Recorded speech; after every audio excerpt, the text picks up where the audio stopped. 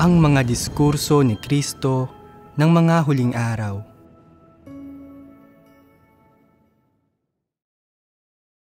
Paano malalaman ang kataas-taasang kapangyarihan ng Diyos?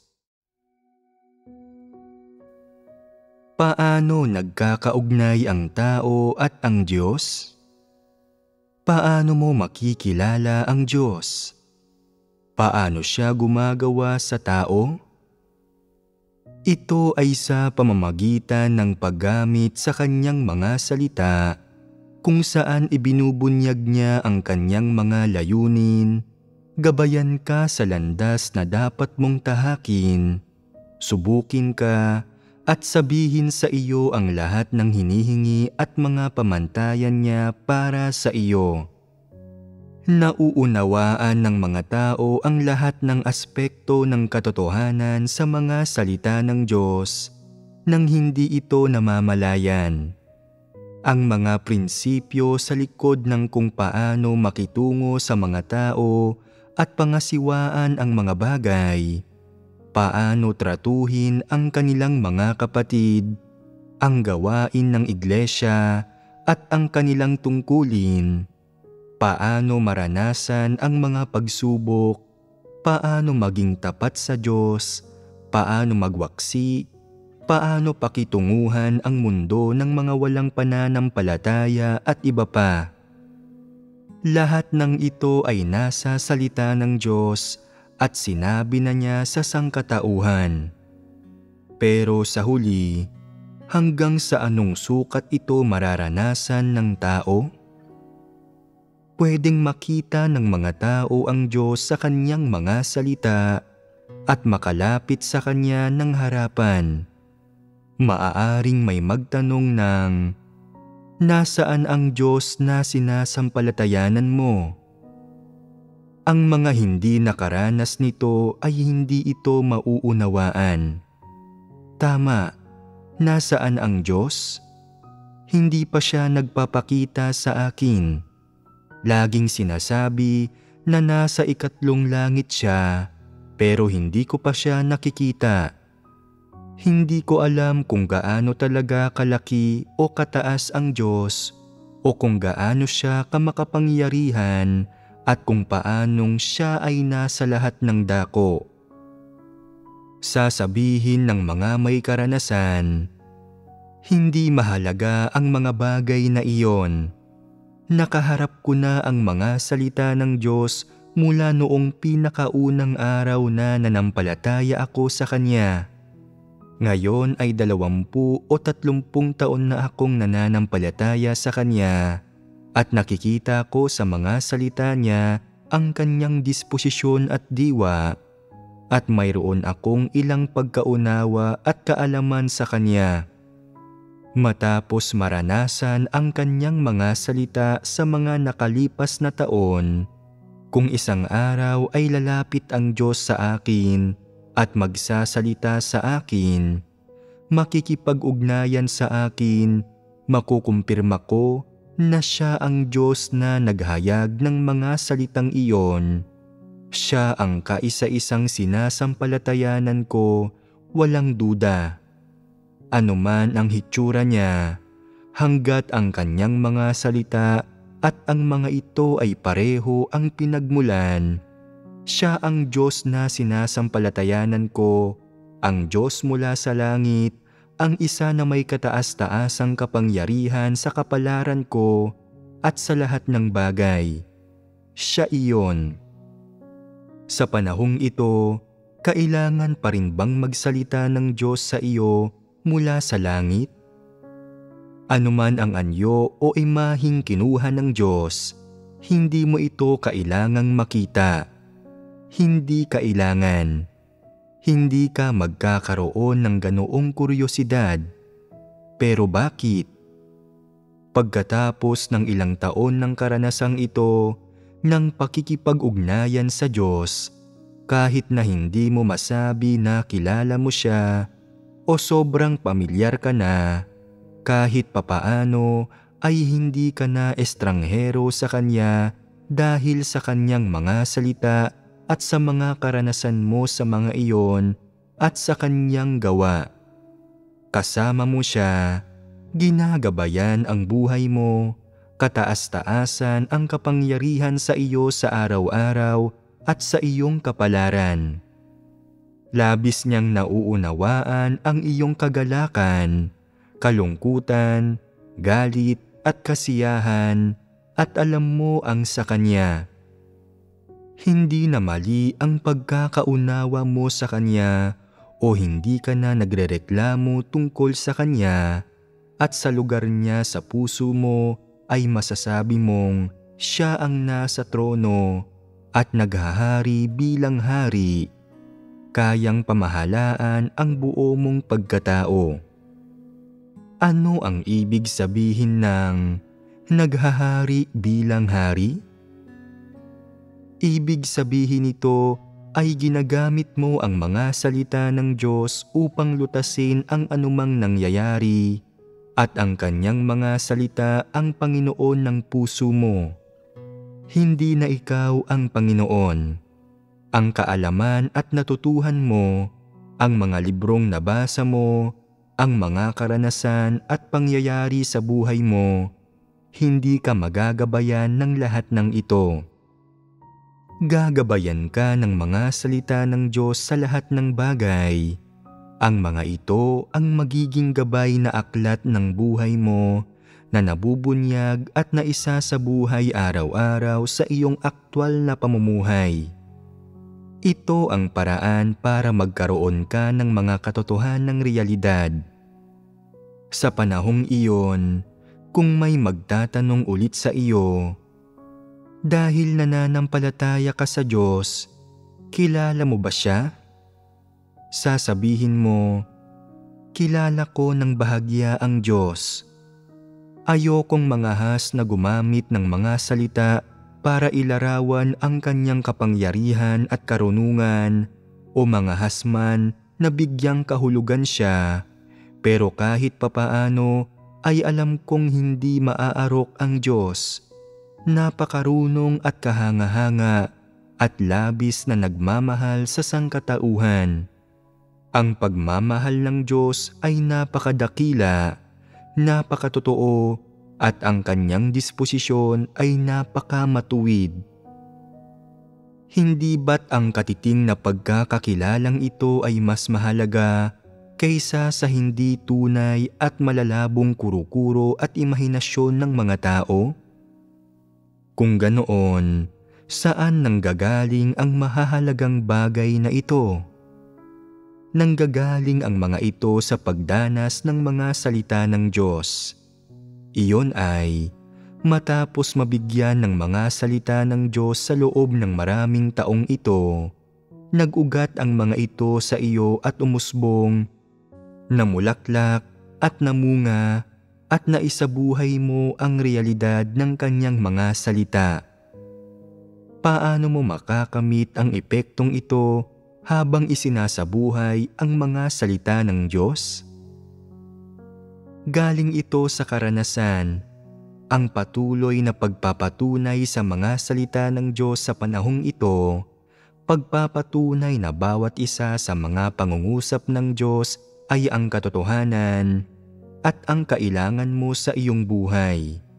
Sa panahong iyon, kung may magsasabing, ang Diyos na sinasampalatayanan mo ay hindi Diyos, hindi siya umiiral, hindi siya makita. Sasabihin mo sa Kanya, hindi para sa isang tao ang pagpapasya sa pag-iral at kataas-taasang kapangyarihan ng Diyos. Ang Diyos ang siyang magpapasya, ang katunayan na umiiral at kataas-taasan ang kapangyarihan ng Diyos sa lahat ng bagay ang siyang magpapasya. Ang aktwal na karanasan ko sa gawain ng Diyos sa loob ng mga taong ito ang magpapasya. Ang lahat ng patotoo ng karanasan sa gawain ng Diyos ang magpapasya. Ito ang katibayan. Ito ay ang pagpapatotoo sa Diyos. Kung may magsasabi uli ng, nasaan ang Diyos? Paano ka tutugon? nasa puso ng bawat taong nananampalataya sa Kanya. Nabubuhay na ang Diyos sa puso ng mga tao, pero nasa loob rin siya at nasa lahat ng bagay sa paligid natin. Ito ang pag-iral ng Diyos. Hindi mo ito maikakaila at ang nararanasan mo ay mas tunay kaysa sa nakikita mo. Kahit na makita mo ang Diyos, makikilala mo ba siya? Kung bababa ang espiritual na katawan ng Diyos sa mga tao at magsasabing, "Ako ang Diyos," magugulat ka at sasabihin, "Ikaw ang Diyos? Paanong hindi kita nakikilala? Hindi ko tinatanggap ang Diyos na gaya mo." Sa totoo lang, matatakot ka. Bakit ka magkakaroon ng ganitong klaseng reaksyon? Dahil hindi mo kilala ang Diyos, kaya may ganito kang klaseng saloobin at pag-uugali tungo sa Kanya.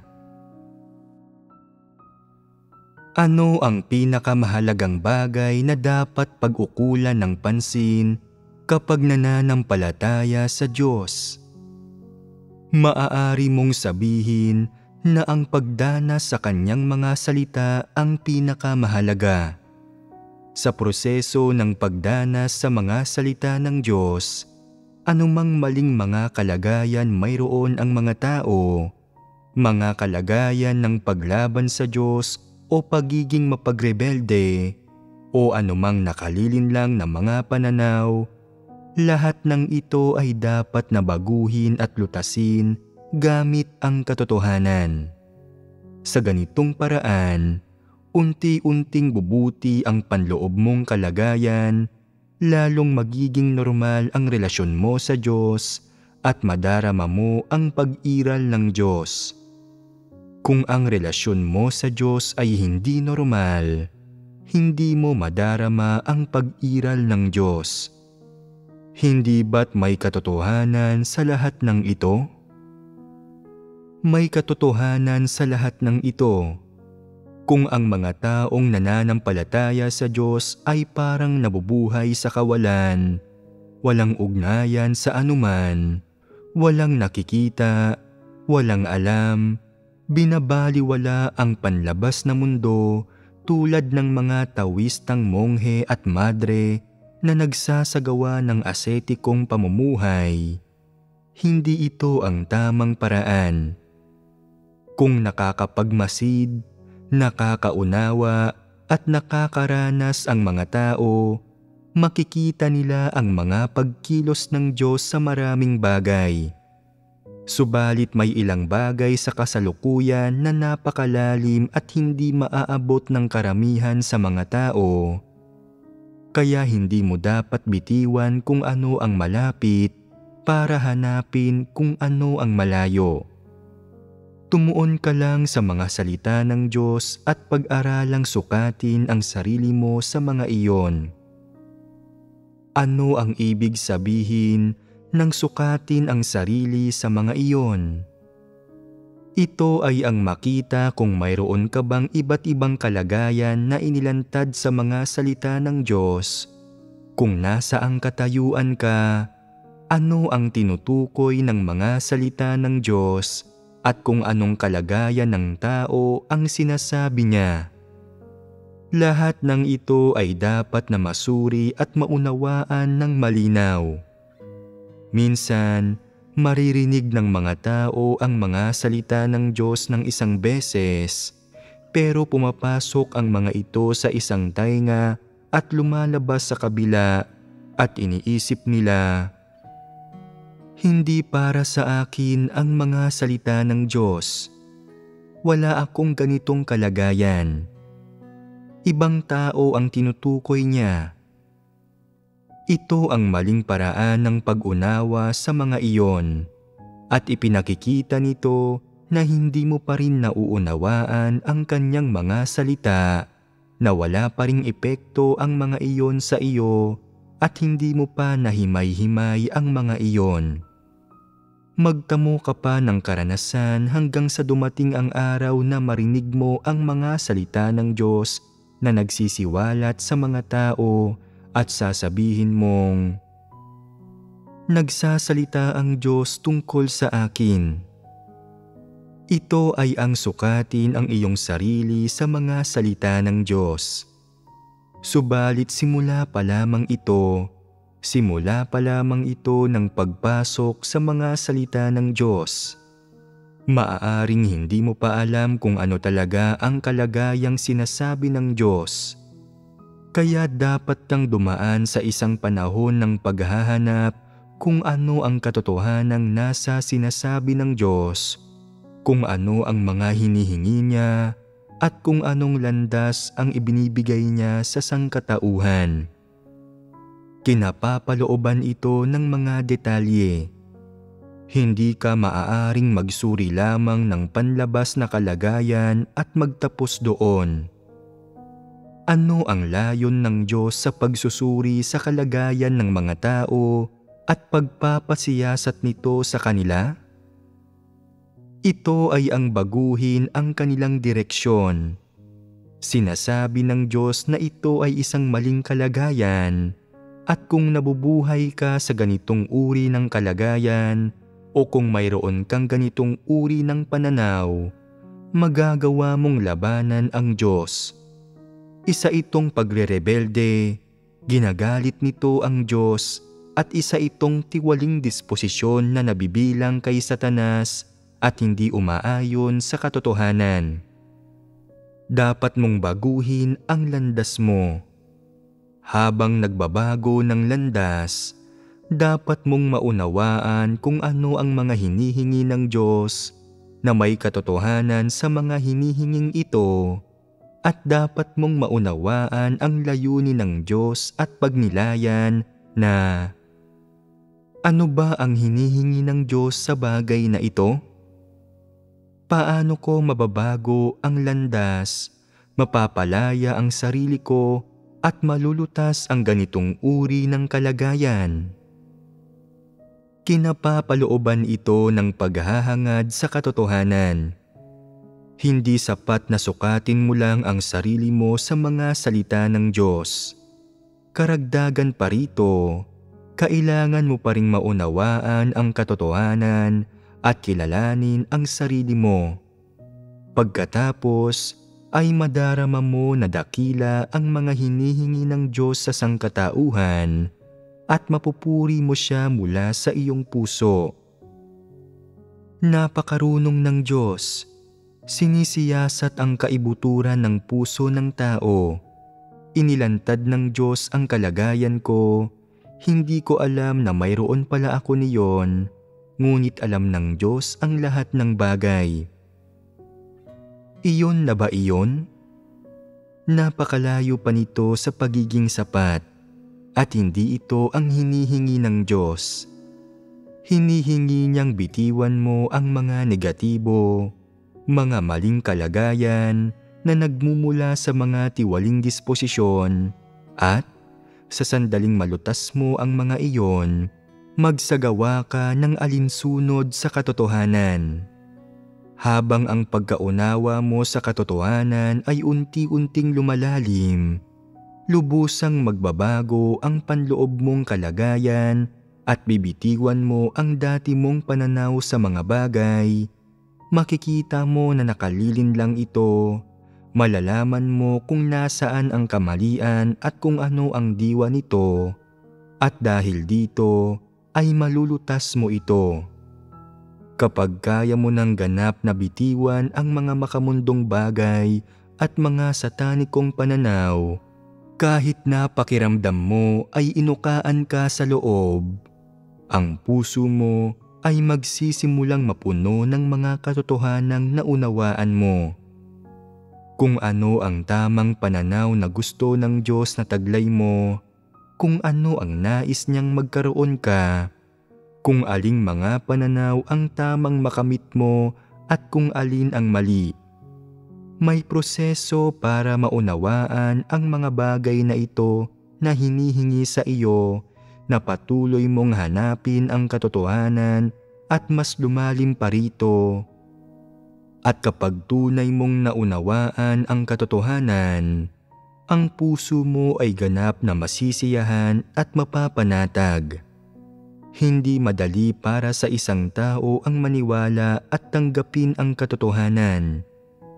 Lahat ng tao ay may mga aktibong kaisipan.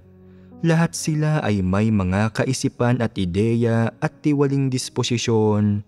At kapag wala silang ginagawa, lagi nilang pag-aaralan at susuriin kung tama ba o mali ang mga salita ng Diyos.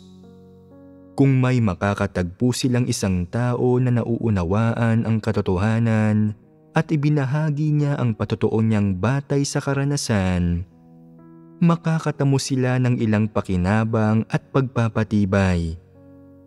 Subalit kapag may nakatagpo silang isang tao na nagsasabi ng mga kahangalan at kakatuwang pananaw, mahihikayat rin niya sila. Ito ay isang normal na kalagayan. Subalit, pagkatapos makaranas ng sapat, isang araw ay ganap nilang tatanggapin na ang mga salita ng Diyos ay ang katotohanan at matatanto nila kung saan sila nagkamali.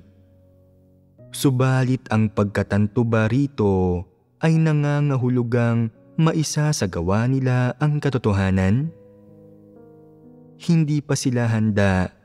Iniisip nila sa sarili nila, pagkakaitan ko lang ang sarili ko ng ganun-ganun lang?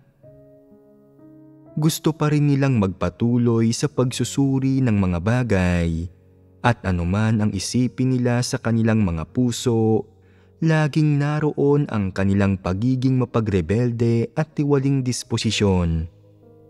Hindi ganoon kadali para sa kanila ang tanggapin ang katotohanan. Hindi nila basta o ganap na tuwirang matatanggap ito bilang ang katotohanan. Kahit na malinaw nilang nalalaman na ito ang katotohanan, hindi pa rin nila ito agad-agad at ganap na maisasagawa. Kinukumpirma nito ang katunayan na sa loob ng tao ay ang mga tiwaling disposisyon at isang satanikong diwa. Ang layunin ng gawain ng Diyos at ang pagpapahayag ng katotohanan ay lutasin ang tiwaling disposisyon ng tao, hukayin ang katiwalian, lutasin ito at linisin ito ng paunti-unti. Ang pananaw ng tao ay unti-unting aayon sa pananaw ng Diyos at ang ginagawa nito ay magiging tugma sa katotohanan. Sa anumang aspekto ka na aayon sa Diyos, hindi ka magkakamaling maunawaan siya sa aspektong iyon. Saan ka man may maling pagkakaunawa sa Diyos, doon mo dapat hanapin ang katotohanan at gamitin ito upang lutasin ang di pagkakaunawaan.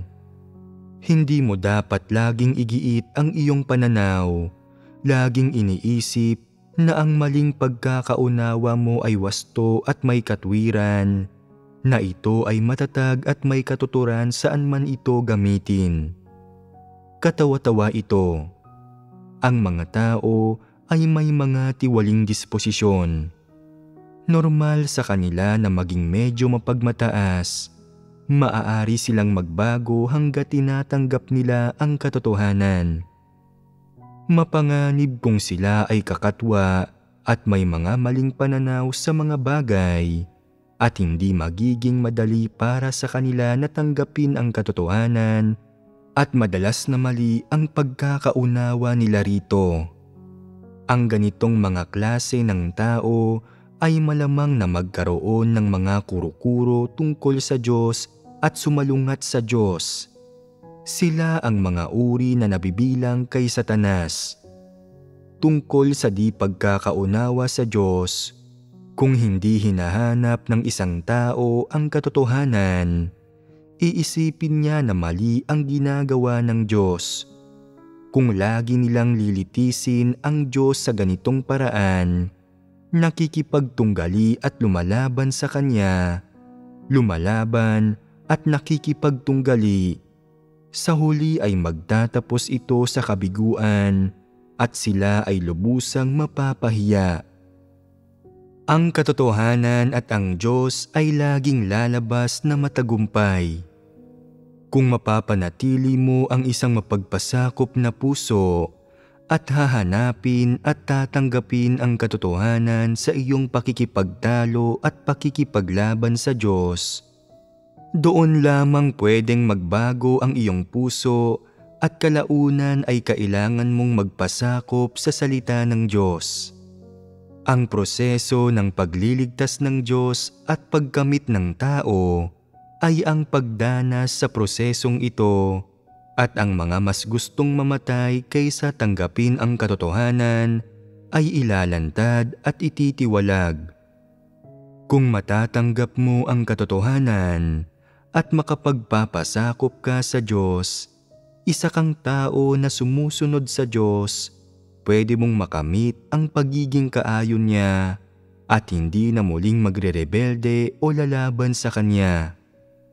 Gaano man kahaba ang panahong nananampalataya ang isang tao sa Diyos, hanggat kaya niyang tanggapin ang katotohanan at magtagumpay sa pagpapasakop sa Kanya, sa huli ay makakamit nilang lahat ang pagbabago sa kanilang buhay disposisyon.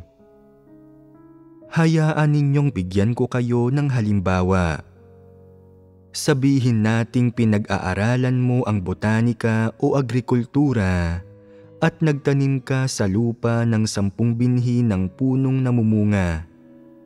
Mula sa napag-aralan mo, alam mo na ang 10 binhing ito ay maaaring tumubo at maging 10 puno. Isa itong konklusyon batay sa siyentipikong pundasyon at teorya, at pinanghahawakan mo ang konklusyong ito. Kaya kung sasabihin ng Diyos na maaaring tumubo ang 11 puno mula sa 10 binhing ito, hindi ka maniniwala. Posible ba iyon? Paano tutubo ang 11 puno mula sa 10 binhi? Sa katunayan, may isang nakakubling binhi na hindi mo nakita.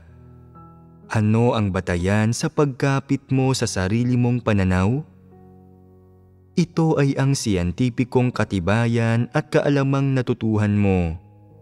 Kinokontrol ng mga ito ang pag-iisip mo at hindi mo makita ang higit pa sa saklaw nito.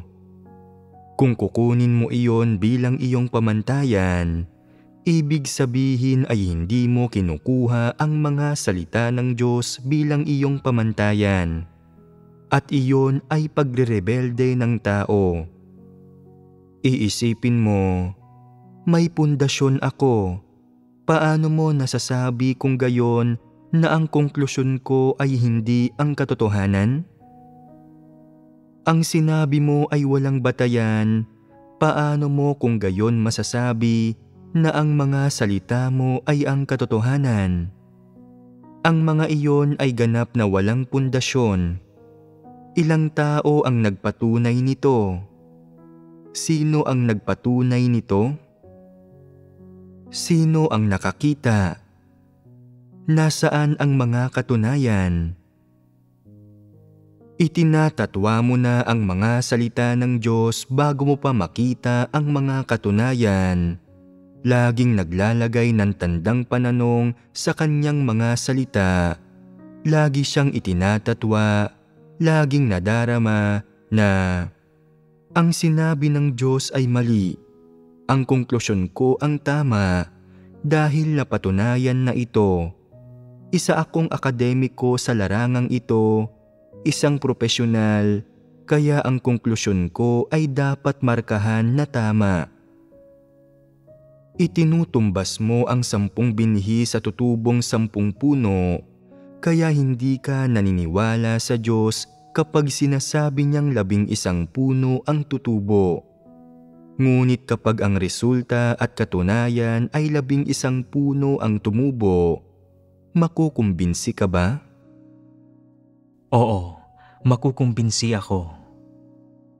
Lubos ka bang makukumbinsi? Bakit? nakita ko ang mga katunayan. Kapag nakita mo ang mga katunayan, magsisimula kang tanggihan ang kaalamang nakuha mo at ang sarili mong konklusyon, at marahil ay magkakaroon ng pagpupumiglas sa puso mo. Bakit ako naging mali? Pwede nga bang maging mali ang agham?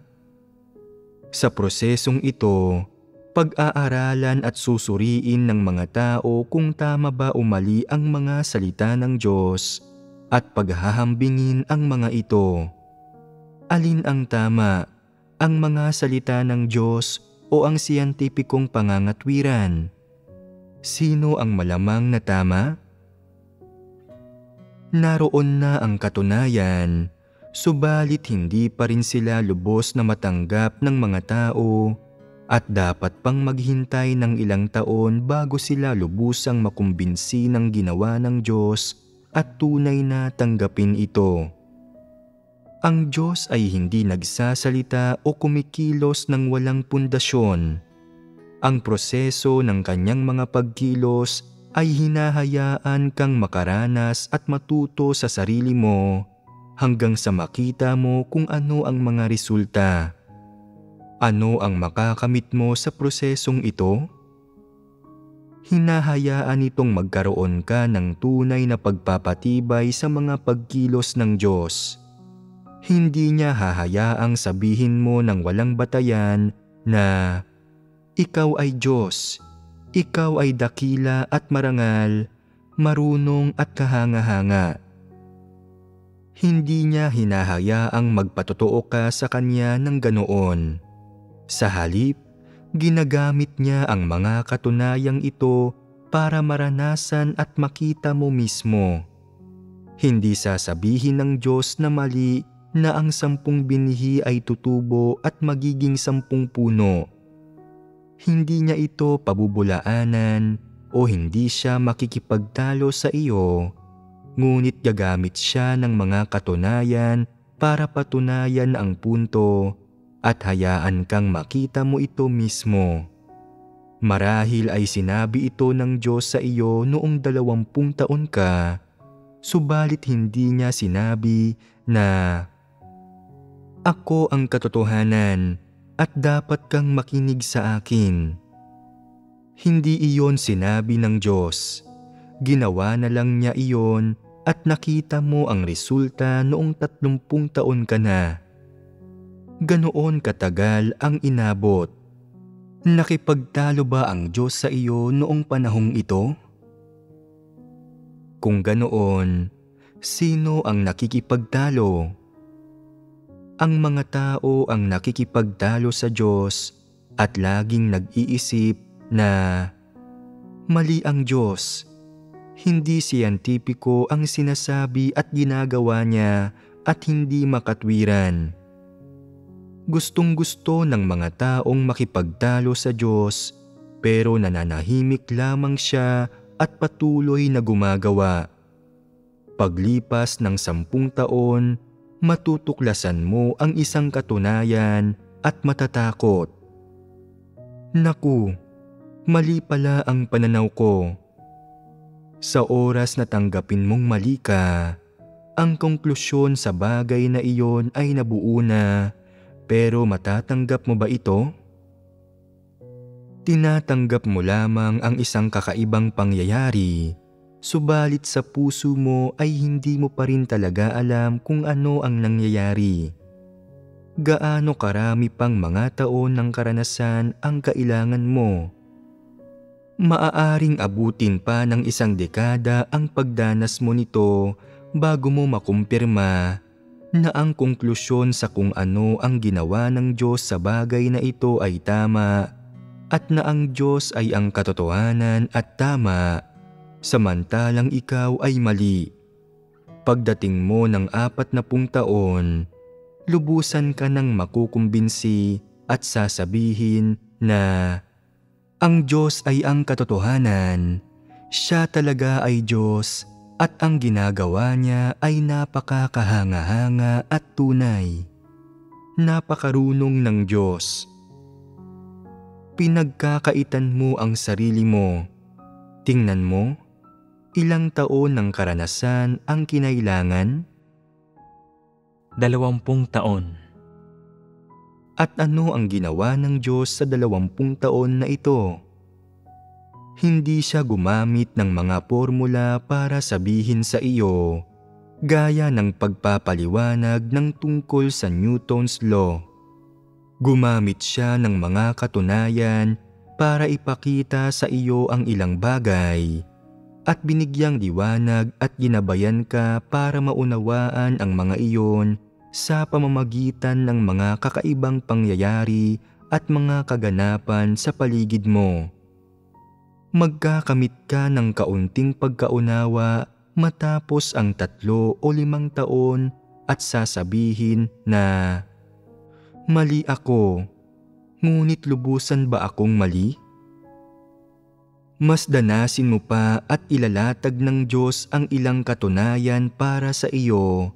At kapag 40 ka na, pagkatapos pa ng 1 dekada, aaminin mo na mali ka. Ganito gumagawa ang Diyos. Ito ang mga bagay na ginagawa niya. Sa pamamagitan ng anong proseso mo matatanggap na mali ka at tama ang Diyos? Sa pamamagitan ito ng proseso ng pagharap sa mga katunayan at sa ilalim ng pagbibigay liwanag at paggagabay ng Diyos na magkakaroon ka sa ganitong pagkatanto. Ganoon ang prosesong ito. Hindi ka lamang basta bibigyan ng Diyos ng konklusyon at papapaniwalain ka roon ng walang pundasyon. Kung pinilit ka ng Diyos na makaunawa, magiging mabuti ba iyon? Kung sapilitan kang kinontrol ng Diyos para makaunawa, magagawa mo at malalaman mo rin naman na tama ang Diyos. Subalit hindi layunin ng Diyos na gawing robot ang mga tao. Hindi iyon ang nais niya. Nais niya na maunawaan ng mga tao ang katotohanan, pumili at magpasakop sa Kanya. Subalit ang makamit ang resultang ito ay nangangailangan ng panahon. Sa ngayon, naranasan na ba ninyo na ang gawain ng Diyos ay praktikal? Napaka-praktikal nito. Ang pagiging praktikal ng gawain ng Diyos ay kabaligtaran ng mga guni-guni, malabong pananaw ng tao. Kaya kailangan mong isaalang-alang ang mga bagay na nasa loob mo na guni-guni o walang kabuluhan at di praktikal o walang batayan sa salita ng Diyos. Tama na pabulaanan mo na lamang ang lahat ng ito. Tiyak na tama ito at kailangan mong maranasan ito sa ganitong paraan. Gaano karaming bagay ang nilikha ng Diyos ang lumikha ng lahat ng bagay. Gaano dapat siya karunong? Kung iniisip mo, naganap mo itong mararanasan at maaarok sa loob ng 3 o 5 taon, imposible iyon. Hindi mo ito maaarok kahit na habang buhay ang taglay mong karanasan. Kaya dapat magpakumbaba ka habang nararanasan mo ang mga salita ng Diyos. Magsimula ng maliit, magmula sa mga detalye, at hanapin ang mga katotohanang prinsipyo. Kapag naharap ka sa isang bagay na hindi mo maarok, pag-aralan mong patahimikin ang sarili mo sa harap ng Diyos at hanapin ang katotohanan nang hindi nababalisa o hindi nawawalan ng pasensya. Paano ba magagawang tumahimik ng isang tao sa harap ng Diyos? Ang puso mo ay dapat na manalangin at makipagbahaginan sa Kanya, at kung hindi mo magawang maging tahimik, maaari mong basahin at pag-isipan ang mga salita ng Diyos o awitin ang mga himno ng mga salita ng Diyos. Lahat ng ito ay makakatulong para makamit ang resulta ng pagiging tahimik sa harap ng Diyos. Ang puso ng isang tao ay magiging tahimik kapag bumabalik ito sa harap ng Diyos. Madarama niya na ang paggawa ng mga bagay o pagiging abala sa labas ay walang saysay, na wala namang makakamit. Hanggat tahimik sila sa harap ng Diyos, nagbabasa man ng kanyang mga salita, nagbabahaginan tungkol sa katotohanan o umaawit ng mga himno bilang pagpupuri sa Diyos, may makakamit ang espiritu nila at maliliwanagan at madarama ng puso nila ang pangangalaga at kasiyahan. Unti-unti, makikita mo ng malinaw ang gawain ng Diyos, magagawa mong magpasakop sa Kanya at makakamit mo ang katotohanan at buhay. Kung nais ng mga taong makamit ang katotohanan at makamit ang Diyos, kailangan nilang magsakripisyo, tiisin ang maraming pagdurusa at gumugol ng panahon at lakas, danasin ang gawain ng Diyos sa loob ng maraming taon. Saka lamang nila makakamit ang katotohanan at buhay at ang buong pagliligtas ng Diyos.